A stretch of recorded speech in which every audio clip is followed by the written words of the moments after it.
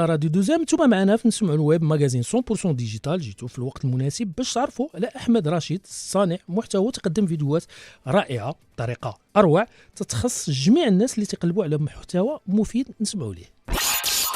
الويب ستوري. السلام عليكم سي محمد، مساء الخير. شيماء معكم أحمد رشيد، صحفي مصور وطالب بسلك الماستر وخريج ناس أكاديمي لصناعة المحتوى. خدمت عدة كبسولات منها معلومة بدقيقة، قصة مثل اللي تنحاول ما أمكن نحكي فيها الأصل ديال الأمثلة الشعبية. أيضا في شهر رمضان خدمت كبسولة مدرسة 30 يوم. الآن أشتغل على كبسولتين، خبر خاصك تعرفها وأيضا أبطال بيننا، خبر خاصك تعرفها اللي تنحاول ما أمكن نعرف بالأخبار اللي خاصنا نكونوا على دراية بها لأنها بشكل أو بآخر تؤثر على حياتنا. في عصر الثورة التكنولوجية، هل تعلم أن ثلث سكان العالم يعيشون بدون إنترنت؟ في 2022 أصبحت معظم حياتنا اليومية تعتمد على التكنولوجيا والإنترنت، وأصبح الإنترنت مهم بحال الماء، ما نتخيلوش حياتنا بلا به. وهذا الشيء اللي تيخلينا نعتقدوا بأنه الإنترنت موجود في كل دار، ولكن هذا الشيء ماشي بصح. اللي صحيح أنه 5.3 المليار شخص هما اللي متصلين بالإنترنت، في المقابل 2.7 المليار شخص محرومين منه. وفي القارة الإفريقية فقط 40% هما اللي عندهم الإنترنت، واللي انت او انت محظوظ لانك واحد منهم. المهم هذا خبر كان خاصك تعرفه، وهذا ماشي موضوعنا. دابا تخيل لك انت عايش بلا انترنت، شنو كنتي غادي تكون تدير دابا؟ وقبل ما تخيل ما تنساش متابعه الصفحه الا بغيتي خبر جديده. ايضا ابطال بيننا تنحاول نركز فيها على الرواد العلماء والقاده اللي مازالوا على قيد الحياه، اللي كاينين وسط منا، اللي خاصنا نعرفوهم ونعرفوا بهم باش يكونوا قدوة للأطفال ديالنا والشباب الغد.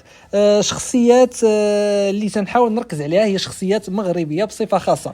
مغربية من حي شعبي بالرباط إلى قيادة أكبر مختبر نووي في أمريكا. كوثر حفيظي عالمة فيزيائية تخرجت من المدرسة العمومية، لم يمنعها طلاق والديها من تحقيق حلمها. باعت عمتها مجوهراتها من أجل أن تكمل دراستها بفرنسا، فحصلت على الدكتوراه في مجال الطاقة الذرية. وفي نفس السنة قررت العمل بأمريكا وتدرجت في المناصب حتى أصبحت أول امرأة في العالم تشغل منصب مدير قسم الفيزياء في أكبر مختبر للبحث العلمي في بلاد العام صام. أسست في المغرب جمعية للنهوض بالعلوم والتكنولوجيا بشراكة مع جامعة محمد الأول بوجدة، من أجل التنقيب عن العباقرة في المغرب وتهجيرهم إلى أمريكا ليستفيدوا من التكوين والدعم. وهذه أخبار كان خاصك تعرفها، وهذا ماشي موضوعنا.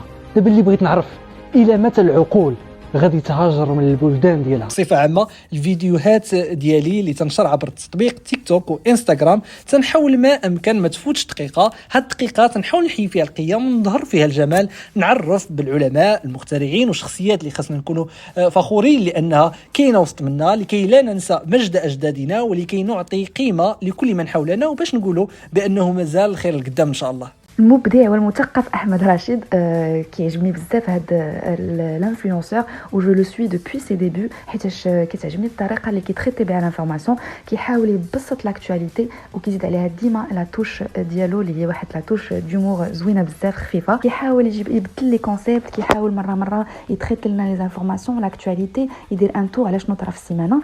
الهاتف، السيارة والكاميرا، أي حاجة تخدم بالباتري ما كانش غادي تكون لولا عالم مغربي. رشيد اليزمي من مدينة فاس اخترع في السبعينيات بطارية الليثيوم، وهي أول بطارية قابلة للشحن، لكنها لم تسجل في براءة الاختراع لأن المشروع جاء قبل وقته. بعد سنوات كانت صدمة، شركة سوني خبراته أنها خدات الفكرة ديالو بالمجان وطبقاتها. رشيد لم يتذمر بل واصل بحثه لسنوات، ووصل تقنية جديدة تخلي السيارات الكهربائية تشارجها في 5 دقائق فقط عوض ما نتسناوها تشارجها الليل كامل. رجل البطاريات تعاون مع الناسا في إرسال مركبة فضائية للمريخ. اليزمي عنده أكثر من 120 براءة اختراع و200 بحث علمي. هو أيضا أستاذ جامعي في عدة دول، حصل على عدة جوائز عالمية، وأيضا مرشح لجائزة نوبل. وهذه اخبار كان خاصك تعرفها، وهذا ماشي موضوعنا. اللي بغيت نقول ان رشيد اليزمي جا للمغرب باش ينفع بلاده، ولكن في اخر تصريح صحفي قال انا متشائم وحزين.